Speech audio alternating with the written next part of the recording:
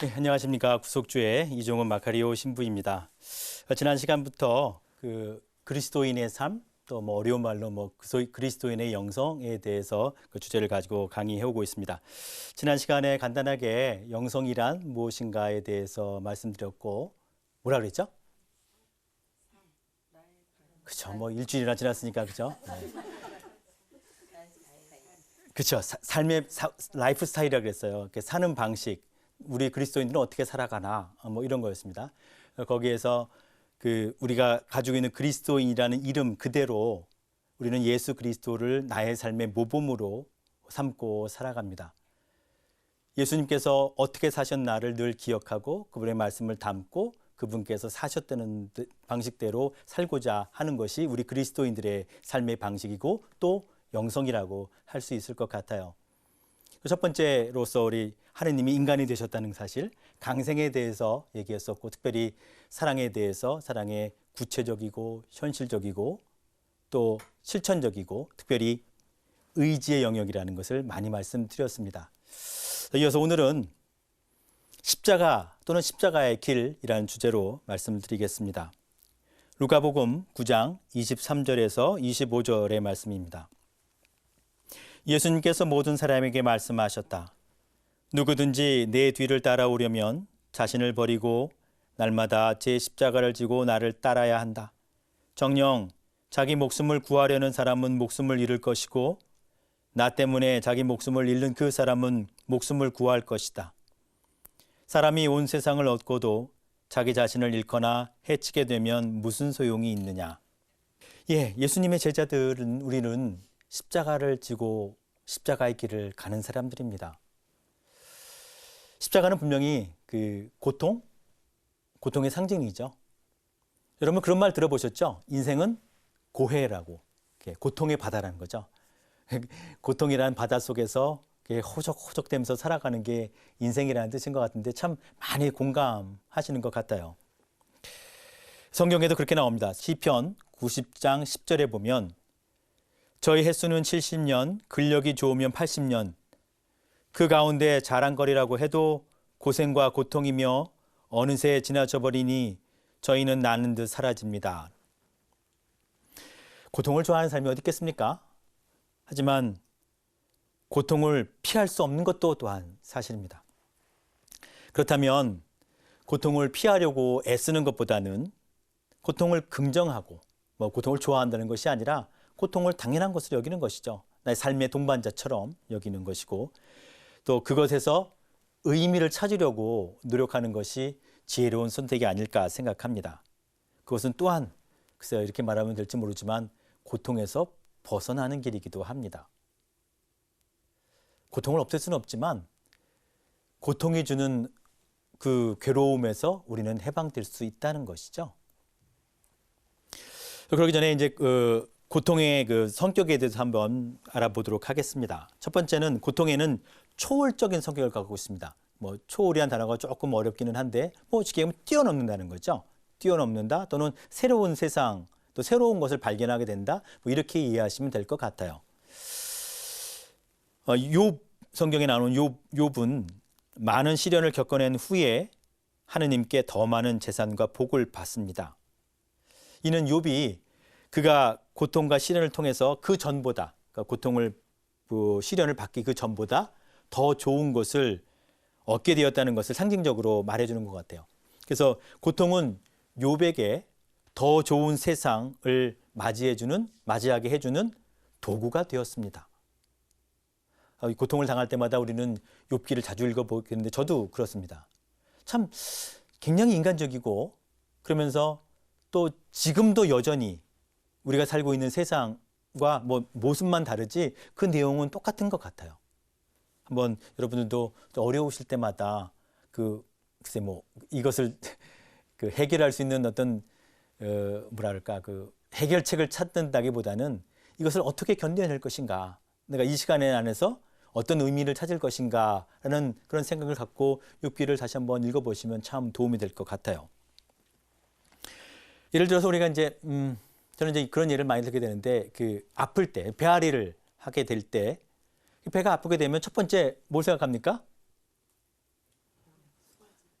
난 뭐 먹었지 생각하는데 내가 어저께 밤에 뭐 먹었지? 먹은 음식 중에 뭐가 잘못된 거지? 라고 이제 찾는단 말이죠. 이거 뭐, 그게 좀 맛이 좀 이상하더니 그게 상했었구나. 뭐 이렇게 알게 되잖아요. 또 뭐 그럴 수도 있지만 또 아직 발견하지 못한 이 음식이 나랑은 잘 안 맞나 보다. 뭐 이제는 뭐 오래 사셨으니까 다 아시겠지만 나하고 안 맞는 음식이라든가 또는 알러지가 있으면 더욱더 그렇고 내가 저런 걸 먹으면 안 되겠구나. 또는 뭐 이렇게 식사를 정말 급하게 하지 말아야겠구나 하고 생각하면서 자신 안에 없던 새로운 세상이 이렇게 열리게 되는 겁니다. 고통이 가져다 준 선물이죠. 물론 힘들었지만 그것이 나에게 새로운 세상을 열어준 것이기도 합니다. 굳이 이런 실제적인 예를 들지 않더라도 우리 주위에 육체적이나 정신적으로 큰 고통을 겪었던 사람들 또는 사고로 사랑하는 사람들을 떠나보내야 했던 사람들 좀 얼마나 고통이 큽니까? 그런 고통을 겪어낸 사람들 그런 사람들에서 그들이 새로운 세상을 이렇게 체험했다는 얘기를 많이 듣게 됩니다. 그리고 그 사람이 변해 있죠. 예를 들면 여러분들 한두 번씩은 체험하셨으리라 생각합니다. 그 병문안을 가게 되면 내가 분명히 그 사람은 병문안에 왔는데 내가 오히려 반대로 위로를 받고 오는 데가 있습니다. 그렇다고 그분이 뭐 고통에서 뭐 해방되거나 그런 건 아닌데 여전히 힘드신데 그분이 그 고통스러운 시간들을 견뎌냈던 이야기들 또는 처음엔 당신도 이렇게 많이 힘들고 막 저항하고 원망하고 그랬지만 어떤 이유인지 모르겠는데 그 시간을 지나면서 그분이 이렇게 변해 있는 그런 걸 보면서 오히려 병문안 온 나를 이렇게 위로해주는 참 이상한 현실을 우리가 체험하곤 하거든요. 근데 그런 것들이 고통이 갖고 있는 초월적인 성격인 것 같아요. 물론 반갑진 않지만 그것이 우리 안에 그런 새로운 세상을 열어주게 됩니다. 그래서 이러한 고통이 없는 세상 또는 그런 것을 모두 다 이렇게 피하고 지워내고 살아갈 수는 없지만 그걸 겪어내면서 내가 이전에는 경험하지 못했던 그런 새로운 세상을 경험하게 된다는 거예요. 그 새로운 세상이라는 것은 뭐 딴 나라 가서 산다는 것이 분명 아니고 내 안에서 열리는 세상인데 그것은 세상에 대한 새로운 시각, 세상을 바라보는 새로운 시각 또는 뭐 세상살이, 뭐 어려운 말로 인생이란 무엇인가에 대해서 새로운 태도로 지금까지는 그런 마음을 갖고 안 살아왔다면 이제 그 순간부터 그 어려운 시간을 고통을 겪어낸 그 시간 이후부터는 다른 마음을 갖고 다른 눈을 갖고 인생이란 무엇인가를 바라보게 됐다는 겁니다. 굉장히 큰 전환점이 되죠. 그래서 인간은 원래 그렇게 초월적인 존재입니다. 말이 좀 어렵긴 한데 간단하게 얘기하면 좀 낫기를 바라는 거죠. 어제보단 오늘이 좀 낫기를 바라고 오늘보단 내일이 더 낫기를 바라는 겁니다. 그래서 우리는 노력을 하죠. 그래서 이러한 노력 중에서 고통은 거의 필연적입니다. 세상 공짜로 되는 게 없잖아요. 그런 것처럼 자기가 더 좋은 더 나은 나가 되기를 바란다면 자신 안에서 겪게 되는 고통은 거의 필연적이라는 것이죠. 내가 지금 갖고 있는 그런 지식보다는 지혜라는 게 더 맞는 것 같아요. 그 지혜라는 것은 대부분 다 여러분들이 고통을 겪은 다음에 얻어진 것들입니다. 이렇게 공부하면서 얻어진 그것도 고통이라고 할 수 있겠지만 그것보다는 정말 내 삶이 흔들리는 그런 고통을 겪고 난 다음에 사는 게 그게 아니구나 하고 알게 된 것들입니다. 그런데 말로는 철학자들이나 신학자들은 그걸 잘 말로 풀어내겠지만 우리는 그걸 못해도 우리는 그걸 알고 있어요. 그전에 난 그렇게 안 생각했는데 이 시간을 겪고 난 다음부터 사는 게 그게 아닌 거야 라고 나지막하게 이렇게 자신 있게 얘기할 수 있는 것 같아요. 그래서 고통 안에는 자신을 뛰어넘게 하는 초월적인 성격을 가지고 있습니다. 그래서 십자가의 성료와는 십자가의 일 없이는 또는 고통 없이는 진리에 이를 수 없다라고 말씀하기도 했습니다. 이런 고통의 초월적인 성격 말고 고통에는 함께하는 그런 성격을 갖고 있어요. 뭔고 하니 또 이제 병원 얘기로 다시 돌아가면, 근데 내가 이제 아파서 병원에 갈 때쯤 되면 이제 많이 고민한 끝에 오는 거죠. 이거 지금 심각한 거 아닌가 하고 이제 오게 된단 말이죠. 근데 병원에 가면 사람이 쭉 서 있거든요. 괜히 이상한 위로를 느껴요. 나만 그런 거 아니구나. 비슷한 증상을 얘기한단 말이죠. 그리고 또 뭐 자신이 주워둔 얘기도 막 얘기해주고 그때 그랬죠? 그게 그렇다니까요. 막 이러면서 그러면서 뭐 병이 치유된 건 아닌데 그 고통을 통해서 이상한 그 연대 속에서 위로를 받는다는 거죠. 살다 보면 분명히 나는 잘못한 게 없는데, 나는 좀 하느라고 했는데, 난 잘 살았는데, 물론 뭐 짜잘한 잘못들은 있지만 내가 이렇게 힘들 정도로 고통을 받을 만큼 나는 큰 잘못을 한 게 없는데, 또는 명백하게 내 탓 없이 받아야 되는 그런 고통이 있죠. 지난 시간에도 얘기했던 것 같은데 사람은 억울한 거를 견디지 못해 합니다. 조금만 자신이 불이익을 당해도 막 그냥 분개를 하죠. 그래서 그러한 고통을 받아보면 가난한 사람들, 또 어려운 처지에 있는 사람들, 이런 사람들과 연대할 수 있게 됩니다.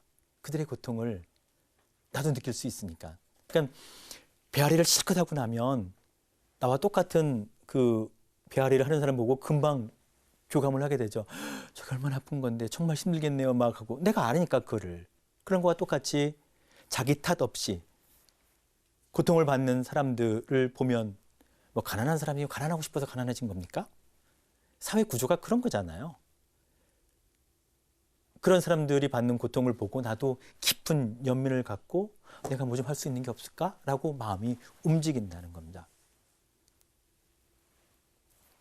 이렇게 고통에는 초월적인 성격과 연대하는 그런 성격을 갖고 있습니다.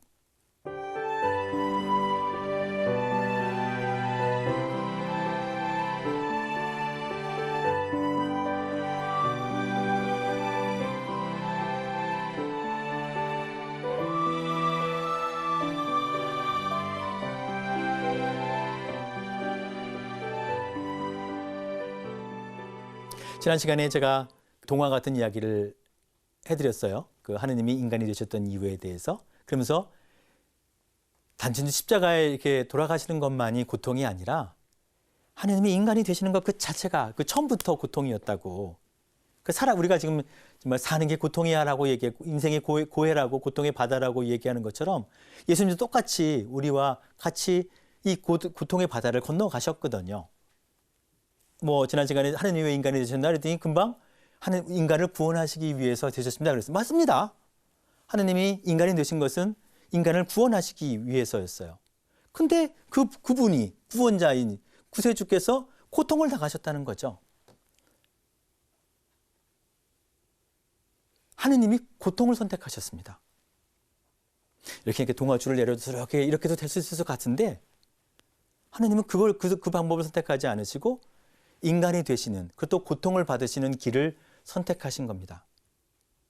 오늘 제가 들고 온 이 이콘을 보면, 뭐, 여기 계신 분이 예수님이겠죠? 그리고 양옆에 천사입니다. 천사가 들고 온 게 뭡니까? 십자가이고, 또 저 옆에는 창과 또 해면인데, 그 장대에 닮은 해면입니다. 저것이 고통의 도구, 예수님께 고통을 드렸던 순환의 도구이면서 동시에 구원의 도구입니다. 예수님의 십자가의 죽음과 부활을 통해서 우리는 구원받은 거니까 예수님께서 고통을 선택하셨다는 겁니다. 예수님의 공생활은 결코 녹록지 않았습니다. 그 성경에도 나오듯이 먹을 것도 충분하지 않았어요. 빵 몇 개? 빵 5개? 물고기 몇 마리? 최소한 12개는 있어야죠. 그렇죠? 사람의 아들은 머리 들 곳조차 없다 그랬습니다. 그러니까 길 가다가 아무 데나 주무시고, 지금 성지순례는 성지순례가 아니죠. 성지 여행이라고 이제. 정말 죽을 각오를 하고 그렇게 가는 게 이제 순례이기 때문에 그래요. 그래서 옛날에는 그 순례를 몇 번 다녀왔느냐가 그의 그 거룩함의 척도가, 왜냐하면 죽을 각오를 하고 가는 거니까. 예수님이 그렇게 전도 여행을 하신 거예요. 맹수의 유업도 있었고 도적대들도 있었고. 예수님의 그 공생활은 결코 그렇게 녹록지 않았어요. 정말 힘드셨습니다. 또 제자들끼리 또 좀 싸웠겠습니까? 그 베드로가 그러잖아요. 오죽하면 제가 7번씩이나 용서해 줘도 됩니까? 라고 묻잖아요. 함께 살아가는 거 힘든 겁니다. 예수님의 제자들도 마찬가지였어요. 게다가 예수님 제자들은 예수님을 믿지 않았습니다. 예수님을 그러면 왜 도망갔겠어요? 나중에 다 도망갔잖아요. 나중에 부활하신 다음에야 비로소 믿게 됐죠. 그리고 예수님은 제자들이 아직 이해하지 못한다는 것, 믿지 않는다는 걸 알고 계셨습니다. 그럴 수밖에 없다는 것. 나중에 이 일을 다 치르고 나야 비로소 니들이 나를 믿게 될 것이고 그제서야 너는 진정한 사도가 될 거라는 것을 알고 계셨을 겁니다. 그것뿐만 아니라 매번은 아니지만 자주 그 종교 지도자들과 충돌하시고 거기도 당당하게 말씀하시고 때로는 막 면박도 주고, 그러니 잘못 보인 거죠. 그 힘 있는 권력자들에게 잘못 보인 겁니다. 그러니 글쎄 성서에 나오지 않지만 당신도 다 들을 귀가 있어요. 흉흉한 소리가 들립니다. 죽이기로 모의했다는 등 굳이 그런 얘기가 아니더라도 다 알 수 있죠. 내가 이렇게 됐으니 나중에 내가 끝이 어떻게 될 거라는 거 그거 다 알 수 있습니다. 그거를 늘 안고 사셨어요. 예수님이 십자가에 돌아가시기 위해서 세상에 오신 게 아니에요. 지난 시간에 말씀드린 것처럼 하느님의 사랑을 전해주기 위해서, 알려주시기 위해서 오신 겁니다. 십자가의 죽음이야말로 그것의 최고 절정인 것이긴 하죠. 그러나 십자가에 죽는 게 당신의 미션은, 사명은 아니었단 말이죠. 한 인간으로서 자신에게 죽음의 그림자가 들이온다는 것을 늘 안고 살아가는 것은 정말 큰 고통입니다. 그러면서도 꾸준히 오늘도 또 앞으로 나아가셨어야 했었죠. 그래서 제가 그 십자가의 길을 묵상할 때 14처에 딱 이르면 이것이 예수님께는 차라리 구원이었겠다. 이제 힘든 생활 이제 끝마치고 무덤으로 돌아가시는 거 너무너무 편안해지는 거예요. 너무너무 힘들었으니까. 그 반대하는 사람들 이해하지 못하고 제자들도 말 안 듣지, 정말 힘드셨을 거라는 생각이 들어요. 그리고 또 당신도 십자가에서 그 번민, 그 고통, 그게 다 이제 끝났으니까, 이제 완성됐으니까 차라리 죽음이 당신에겐 평화요 구원이겠다는 생각도 역설적으로 들기는 합니다. 이렇게 하느님은 우리를 위해서 강생하셨고 또 고통을 받으셨습니다. 고통과 죽음까지 받아들이심으로써 최고의 사랑을 우리에게 보여주신 거죠. 그래서 흙으로 빚어진 진흙인간, 진흙인형, 우리들이죠. 거기에 당신이 숨을 불어 넣으셔서 우리가 사람이 된 거잖아요. 이 흙에서 만들어진 이 진흙인형이 하늘나라로 올라갈 수 있는 길을 예수님께서 열어주신 겁니다. 땅으로 돌아갈 수밖에 없던 우리의 운명이 하늘로 초대를 받았다는 거예요. 초월성을 갖고 있습니다. 근데 그 길이 십자가의 길이었던 거예요. 예수님 아까 처음에 강의를 시작하면서 제가 인용했던 이 복음 구절처럼 나를 따라오는 사람들은 십자가를 지고 당신 뒤를 따라야 된다고 하셨거든요. 그 십자가의 길을 당신이 먼저 가신 겁니다. 너희들도 따라오라고. 함께 하신 거죠. 당신이 먼저 길을 터주신 겁니다. 나처럼 살라고, 나를 따라오라고, 연대를 하라고 우리가 알려주신 거죠. 아까 인용했던 루카복음에 보면 주님께서 약속하신 목숨이라는 것은 바로 영원한 생명입니다. 영원한 생명이란 요한복음 17장 3절, 영원한 생명이란 홀로 참 하느님이신 아버지를 알고 아버지께서 보내신 예수 그리스도를 아는 것입니다. 그래서 영원한 생명을 얻고자 하는 사람들은 예수님을 따라서 십자가의 길을 걸어가야 한다는 겁니다. 예수님께서 먼저 그 길을 가셨고 우리에게 그 뒤를 따라오라고 하셨죠. 하늘나라에서 우리는 영원한 생명을 누리게 됩니다. 그런데 묵시록에 보면 저 사람들은 큰 환난을 겪어낸 사람들이다. 저들은 어린 양의 피로 자기들의 긴 겉옷을 깨끗이 빨아 희게 하였다라고 나오게 됩니다. 또 중세의 한 신비가는 천국에서 그리스도와 함께 있는 이는 위대한 활동가나 관상가가 아니라 그리스도와 함께 십자가에 못 박힌 이들이라 라고 말했습니다. 이 진리를 찾고자 하는 사람들은 늘 십자가의 길을 가기 마련이고 또 좁은 길을 가게 마련입니다. 그 길은 좁고 그 문은 작아서 많은 사람이 그리로 가려 하지 않습니다. 길은 좁고 문은 작지만 사람이 없으니까는 교통체증이 없습니다. 늘 한가해요. 그래서 아주 가기가 편합니다. 아무도 그 길을 가려고 하지 않으니까. 우리는 그 길로 초대를 받은 것이죠. 그런데 예수님께서 공생활을 하시면서 그 많은 병자를 치유해 주셨고 또 마귀도 쫓아내시고 하셨죠. 그렇긴 하셨지만 치유가 예수님 공생활의 목적은 아니었습니다. 이 부분 상당히 중요합니다. 물론 치유 예수님께 주셨으니까 감사하게 받아야죠. 선물이니까. 그러나 그것이 당신의 그 공생활을 하셨던 복음 전도 여행의 목적이 당신의 사명이 아니었다는 거예요. 우리가 찾는 것은, 우리가 바라는 것은 그분이 주시는 선물이 아니라 그분 자신입니다. 저 첫 시간에 영성된 얘기를 하면서 우리는 삼위일체이신 예수 그리스도를 따라서 그분이 가셨던 그 길을 따라서 삼위일체이신 하느님 안으로 들어가는 것, 하느님과 하나 되는 거라고 제가 말씀을 드렸어요. 그게 우리 삶의 목적입니다. 이 세상에 태어난 목적이기도 하고. 하느님이 주신 선물 좋습니다. 근데 그것보다는 당신을 나에게 주십시오. 난 예수님과 하나가 되고 싶습니다. 하느님 자신을 우리에게 갖는 것, 하느님을 소유하면 우리는 모든 것을 다 가지게 되는 거니까 우리는 그분의 선물보다는 그분 자신을 갖기를 바라는 겁니다. 예수님은 날마다 자기 자신 십자가를 지고 자기 자신을 따라야 된다고 말씀하셨어요. 자, 그래서 십자가는 무엇일까? 물론 이제 우리가 겪어내야 해야 되는 그런 일들도 우리의 십자가가 되겠지만, 지난번 제가 마지막 시간에 이제 여러분 묵상 돕는 질문으로 기억하세요? 거기에 보면 나는 어떤 것에 노예 생활을 하고 있나라는 질문을 던지면서 반복적인 죄에 대해서 무엇인가 살펴보라고 제가 말씀드렸습니다. 보셨습니까? 기억하십니까? 네. 예. 고해성사의 메뉴가 바뀌질 않아요. 여러분도 지겨우시죠? 저도 지겹습니다. 그래서 언젠가는 또 이제 저도 이제 고해성사를 하니까 성사를 보러 이제 갔어요. 신부님한테 다 갔는데 근데 제가 똑같은 거야. 지난번 거랑 한 달 전 거랑.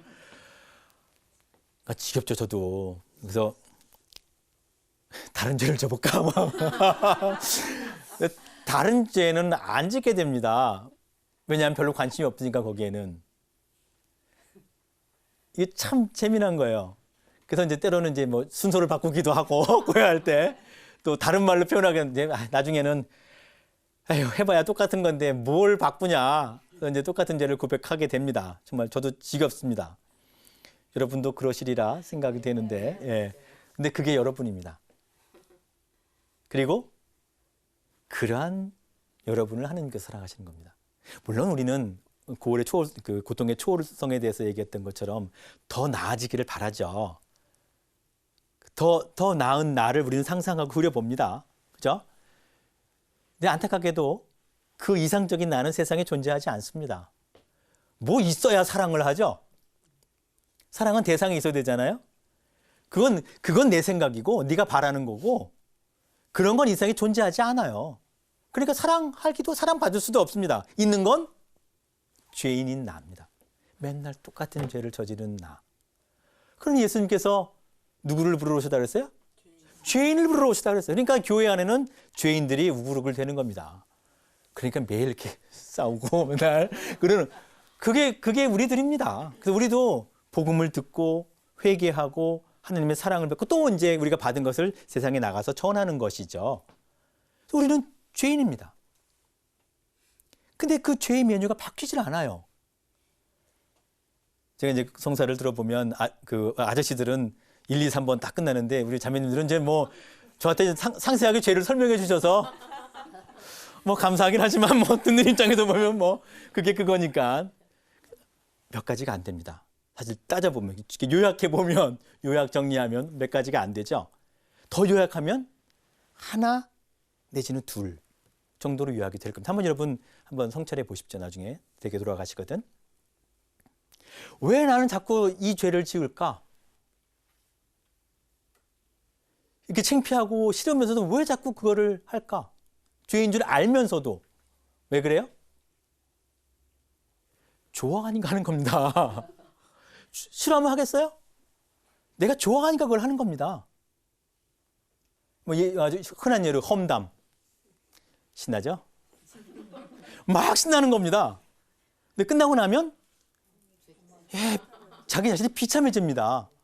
근데 다음에 또 그런 기억이 생기면 또 하는 거예요. 왜? 재밌으니까, 좋으니까 하는 겁니다. 뭐 다른 뭐 여러 가지 설명도 있겠지만 쉽게 얘기하면 그런 겁니다. 우리는 그걸 끊어버려야 돼요. 쉽지 않습니다. 물론 이제 도려내고 싶죠. 내 안에서. 근데 너무 오래됐어요. 어쩌면 심지어는 내가 태어나면서부터 같이 나랑 나왔는지도 몰라요. 뭐 그건 아닐 테고, 뭐 이제 발달 심리학에 보면 그 어렸을 때 다 인격이 형성된다 그러잖아요. 그때 다 이렇게 주워 담은 것들입니다. 생존 방식을 위해서, 내가 살아남기 위해서 어렸을 때 아무것도 모르니까 막 받아들이는 거죠. 아, 이렇게 하니까 되더라, 저렇게 하니까 되더라 하고 살아남아야 되니까 그때 그것이 내 안에 컴퓨터 프로그램처럼 돼가지고 계속 돌아가는 겁니다.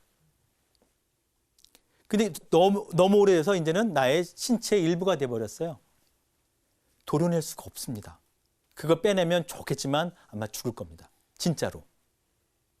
그래서 우리는 그것과 같이 살아야 돼요. 그것과 잘 사는 법을 익혀야 합니다. 그래서 십자가는 그것이 여러분의 십자가입니다. 잘 짊어지고 가야 돼요. 그래서 십자가는 정복의 대상이 아닙니다. 치워버리고 싶죠. 끝내버리고 싶죠. 근데 예수님은 십자가를 지고 따라오라 그랬어요. 십자가를 끝내버려라고 말씀하신 적이 없습니다. 마지막 날까지 내 십자가를 지고 잘 따라가야 합니다. 내가 해야 할, 내 자리에서 해야 할 나의 일도 십자가가 되겠지만 내가 반복해서 잘못하는 그것도, 물론 그것을 극복하려고 우리는 계속 노력을 해야 됩니다. 그러나 그것보다는 이거를 잘 다룰 수 있는 그 욕구들, 또 험담을, 뭐 이제 험담, 예를 들면 이제 험담을 하고 싶을 때 입을 닫는 그런 방법들을 계속 생각해내고 또 그렇게 실천하도록 노력하는 것이죠. 그래서 그놈, 저는 이제 그놈이라고 표현하는데 뭐 자매님 계시니까 뭐 다르게 표현해야 되나? 그놈을 잘 데리고 사는 법을 나름대로 터득하셔야 됩니다. 그것에 안 걸려 넘어가게. 뭐 잘 쉽지는 않지만 예수님께서 모든 죄를 용서해 주신다고 했으니까. 그래서 그런 자신을 알게 되면 좀 더 너그러워지죠. 예수님께서 이웃을 내 몸처럼 사랑하라고 그러셨잖아요. 저 사람도 나처럼 똑같은 고민을 하고 있는 겁니다, 지금. 겉으로는 아는 척하지만 저 사람도 똑같이 힘들어하는 겁니다, 지금. 겉으로는 아는 척하고 잘 살아가는 것 같지만 자신도 괴로워합니다. 왜 내가 이 모양일까 하고 가슴을 치면서 괴로워하고 있죠. 내가 그런 것처럼 똑같이 그러고 있어요. 내가 위로를 받고 싶은 만큼 그 사람도 위로가 필요한 겁니다. 그래서 이웃을 내 몸처럼 사랑해야 되는 거죠.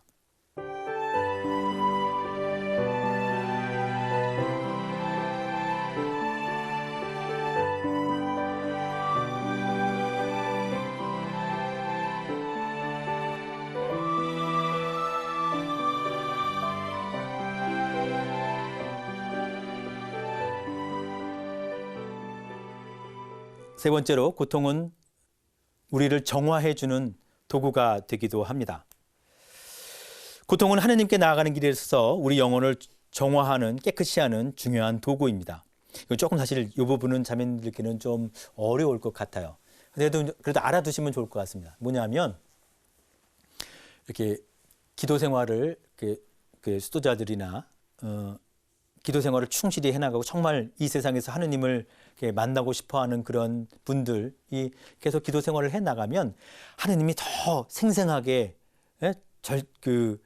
정말 살아있게 만날 것 같은데 정반대입니다. 이상하죠? 저는 처음에 수도원 들어갔을 때 저는 제가 천사인 줄 알았어요. 그리고 맨날 그 수도원 들어가기 전에 이제 성서 모임 다니면서 기도하고 맨날 매일 미사 나가고 새벽 미사 나가고 정말 나 같은 사람이 수도자가 돼야 돼라고 생각했는데 수도원 딱 들어가고 나니까 이게 아닌 거예요. 사람 사는 게 다 똑같습니다. 남자들끼리 모여 사니 또 오직하겠어요? 야, 막 너무너무 힘든 거예요. 거기서 가장 힘들었던 거는 제가 이제 너무 힘드니까 이제 그 신부님한테 신부님 정말 저는 저 형제하고 못 살겠습니다 하고 막 얘기하니까 신부님이 탁 들으시더니 저한테 아주 그냥 절망적인 얘기를 하셨어요. 그게 뭐냐면 하나님이 너를 사랑하시지? 네, 맞습니다. 저 형제도 사랑하신단다. 맞는 말인데 도저히 받아들일 수가 없는 거예요. 근데 그게 맞는 말이거든. 그거를 이제 이겨내려고, 그걸 인정하려고 계속 애를 써 나가는 것이죠. 그래서 그렇게 해서 이제 하나님을 알아가면, 그러면서 이제 뭐 피정 때라든가 또는 뭐 어떤 기도 시간에 아주 깊은 감동을 느끼고, 정말 저는 제가 그러니까 수도자들은 이게 수사라는 여러분 이해하시기 편하게 수사가 되기 위해서는 수련을 받아야 되는데, 저는 수련 때는 예수님이 저랑 같이 자는 줄 알았어요. 그 정도로 아주 그냥 그랬었는데, 그 딱 끝나고 이제 소원하고 이제 뭐 신학 공부하고 또 사도직하고 그러다 보니까 점점점 하느님이 안 계신 거예요. 그렇다고 내가 기도를 안 하는 것도 아닌데, 이제 이거 점점 메말라 가는 거예요. 이런 거 보고 이제 하느님의 부재, 하느님께서 계시지 않는다라는 거예요. 너무 힘든 거예요. 그 전에 막 하느님이 계셔가지고 막 뭐 눈물도 흘리고 막 하느님께서 막 얘야 막 말씀하시는 것 같고 그랬었는데, 들리지도 않고 뭐 만나지도 않고 가슴 뭉클한 것도 없고 그냥 잠만 오고 뭐 기도할 때마다 너무너무 힘든 거예요. 근데 이때가 정말 나의 신앙이 도전받는 시기입니다.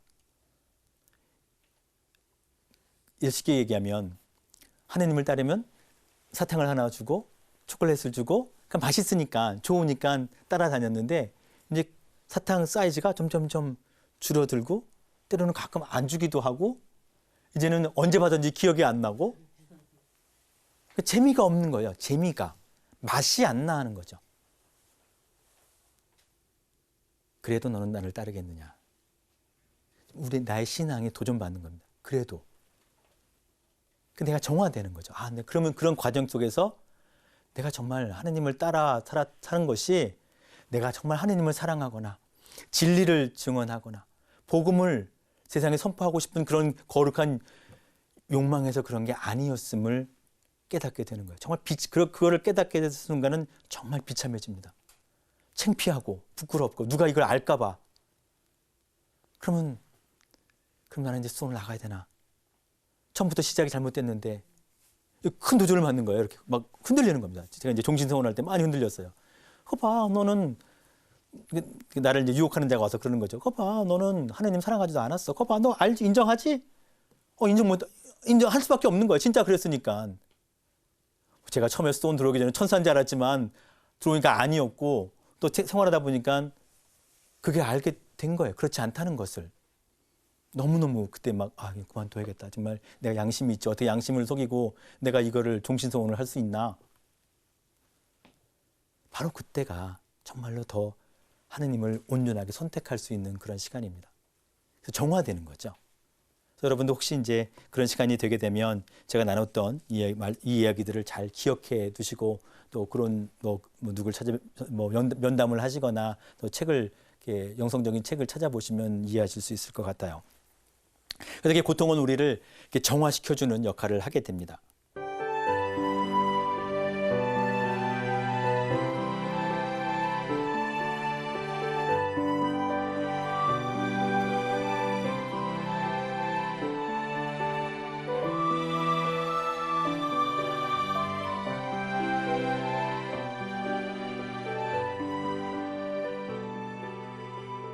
네 번째로, 고통을 참아받게 하는 그 동기는 사랑입니다. 제가 어느 날 서점에서 책을 하나 읽었는데, 그 책의 제목이 엄마의 기도라는 책이었어요. 그래서 이렇게 좋은 아주 아름다운 기도문이 써 있었습니다. 그 중에 거기에 아주 좋은 그 기도문이 있어서 제가 그거를 발췌했는데, 거기서 제가 그걸 읽다가 가슴이 이렇게 다리에 힘이 확 풀렸습니다. 제가 읽어드릴게요. 제목은 아이가 그리운 나래입니다. 주님, 아이의 이름만 불러도 가슴이 설렙니다. 쿵쿵거리는 아이의 발걸음 소리만 들어도 얼굴에 미소가 번집니다. 까르르 웃는 아이의 웃음소리만 들어도 풀렸던 다리에 불끈 힘이 들어갑니다. 그 어떤 연인보다 사랑스러운 아이들을 저희 부부에게 선물로 주심에 감사드립니다. 제가 이 똑같은 강의를 여러 번 했는데 이 부분을 이렇게 읽어드리면 다 여러분과 같은 반응을 보입니다. 뭔지 아세요? 당연하다고. 제가 왜 다리가 풀렸는지 아세요? 까르르 웃는 아이의 웃음소리만 들어도 풀렸던 다리에 불끈 힘이 들어갑니다. 저는 이걸 모르겠는 거예요. 여러분은 다 아시죠? 저는 이걸 모르겠는 거예요. 어떻게 웃는 애들만 소리만 들어도 막 힘이 생기지? 상상은 할 수 있어요. 이론적으로. 근데 저는 느끼지 못합니다. 그때가 바로 그때였어요. 제가 지난 시간에 얘기했던 거. 야, 이거 큰일 났구나. 정말 뛰어야겠구나 하고 생각했던 데가 바로 그때였습니다. 힘이 없던데 힘이 생겨난다는 겁니다. 왜? 사랑하니까. 내가 저 아이들을 위해서, 내 가족을 위해서 내가 지금 고생하고 있는, 고통받고 있는 동기가 확실해진 겁니다. 그동안 잊고 지내다가 그걸 보고선 정말 다리가 힘이 다 풀리고 못해 먹겠다 하고 집에 들어왔는데 아이의 웃는 모습 보니까 막 힘이 생겨나는 거예요. 내가 왜 살아야 되는지, 내가 왜 이 십자가를 짊어지고 가야 되는지 힘이 생겨난다는 거죠. 고통을 참아낼 수 있는 동기는 사랑입니다. 예수님께서 그 십자가를 받아들일 수 있었던 것도, 그 의미도 결국은 사랑인 거죠. 사랑으로 십자가를 지고 그 길을 갈 때 나의 그 수고스러움, 내가 쏟는 그 수고와 내가 흘리는 그 땀은 모두가 사랑이 되고 또 그것이 구원의 도구가 되는 겁니다. 우리가 일상의 수고로움과 고통을 그리스도의 이름으로 기꺼이 받아들이면 정말 보잘것없지만 나의 이 고통도, 나의 수고스러움도, 나의 땀도, 때로는 나의 희생도 인류를 위한 그리스도의 위대한 구원 사업에 참여하고 동참하는 것이 됩니다. 그래서 우리는 그 고통을 통해서 주님과 하나가 되는 겁니다. 그리스도인이 받는 고통. 고통은 죄의 결과라고 얘기를 합니다. 물론 이제 잘 안 받아들이기도 하지만 가만히 생각해 보면 맞습니다. 나의 탓이거나 너의 탓이거나 아니면 우리의 죄로서 지금 우리 안에 고통이 들어와 있는 겁니다. 아까 그 고통의 얘기를 할 때 음식 얘기도 했지만 내가 잘못 먹어서 배가 아픈 겁니다. 하느님께서 하라는 대로 안 해서 우리가 지금 고통을 받고 있는 거죠. 꼭 나는 잘못을 안 했는데 다른 사람이 잘못을 했기 때문에 내가 고통을 받기도 합니다. 그런데 예수님도 고통을 받으셨습니다. 예수님은 하느님이셨기 때문에 무죄한 분이시죠. 죄가 없는 분입니다. 근데 고통을 받으셨어요. 그래서 예수님의 고통은 무죄한 이들의 고통이고 진실과 진리를 사랑하는 사람들이 당하는 고통입니다. 고린도 2서 5장 21절에 보면 하느님께서는 죄를 모르시는 그리스도를 우리를 위하여 죄로 만드시어 우리가 그리스도 안에서 하느님의 의로움이 되게 하셨습니다. 예수님을 죄가 되게 했다는 거예요. 저는 이제 예수님 사순 때 우리 이제 십자가의 길 많이 하고 또 예수님의 수단을 많이 묵상하잖아요. 특별히 이제 예수님 십자가에 달리셨을 때 아버지 어찌하여 저를 버리십니까? 절규하시는 제목 있잖아요. 어떤 신자가 저에게 그걸 물었습니다. 아니 왜 하느님께서 십자가에서 저렇게 절규하십니까? 다 알고 계셨던 거 아니에요? 라고. 그 겟세마네 동산에서도 그렇게 하시겠다고 결정하셨잖아요. 근데 왜 저러시는 거예요? 라고 이렇게 물어봤을 때 그때가 제가 소품차 1년 차인가 2년 차였던 것 같아요. 그거는 말이죠. 예수님께서 이렇게 하셨던 그 시편이 사실은 처음에는 그렇게 나오는데 뒤에 가면 하나님께 대한 희망과 그거를 얘기하는 시편입니다. 그래서 예수님이 힘드셔서 그걸 다 못 외우시고 그것만 외우신 거예요. 라고 지금 생각하면 참 부끄럽습니다. 차라리 모른다 그럴 걸. 괜히 안다고 했다가 예수님은 죄가 됐기 때문에 하나님과 같이 있을 수 없습니다. 버려져야 했던 거죠. 예수님은 그걸 아신 거예요. 근데 그러니까 그렇게 다정다감했던 아버지가 안 느껴지는 거죠. 왜? 자기는 죄를 다 뒤집어 썼으니까. 그러니까 철저하게 버려줬어야 되는 거예요. 이게 당신의 아들까지 아낌없이 내어주셔도 가져, 너 가져 하고 주신 게 그 내어주신다는 뜻이 그렇다고 그래요. 이렇게 줬다는 거죠. 니들 마음대로 해. 죽이든 살리든 하느님, 죽이든 네 마음대로 해라고 내어주셨다는 거예요. 그래서 죄를 다 뒤집어 쓰셔. 죄가 되셔서 버려져야만 합니다. 무죄하신 분인데. 그래서 그분의 우리 인류의 모든 죄가 하느님의 사랑한 그 사랑 안으로 다 빠져버린 겁니다. 우리가 미사 때 보면 거양성체를 하고 하느님의 어린 양 세상의 죄가 어디 갔어요? 예, 죄가 어디 갔어요? 나는 분명히 죄를 지었는데 죄가 어디 갔어요? 예, 하느님 사랑의 그 심연 깊은 골짜기 속으로 그래서 사라졌다는 겁니다. 이렇게 아들까지 이렇게 무죄한 일을 죽이기까지 하시면서 그토록 인간을 사랑하셨던 거예요. 그래서 내놓으셨다는 거죠. 무죄한 이가 고통을 받아서. 그리스도인의 고통은 그런 겁니다. 내가 잘못해서 받는 그런 고통이 아니라 무죄한 이의 고통, 자기 탓 없는 고통, 또 진실과 진리를 사실을 얘기하고 진리를 따라가고 진실을 증언하는데 겪게 되는, 복음을 증언하는데 겪게 되는 고통들. 순교가 그런 것이죠. 우리의 진정한 고통은 그런 겁니다. 예수님께서 무죄하셨지만 고통을 받으심으로써 우리 인류가 구원을 받았던 것처럼 우리 진정한 그리스도인의 고통은 바로 그런 것이어야 됩니다. 우리가 거룩한 생활, 거룩해지기 위해서 성인들의 얘기를 보면 정말 영웅적인 그런 금욕 생활들을 하죠. 다 필요합니다. 우리는 그 금욕적인 생활을 해야 합니다. 극기하고 또 절제하고 해야 되죠. 그런데 그것보다도 하나님께서 더 사랑하시는 것은 자기가 원하지 않는 것을 할 때입니다.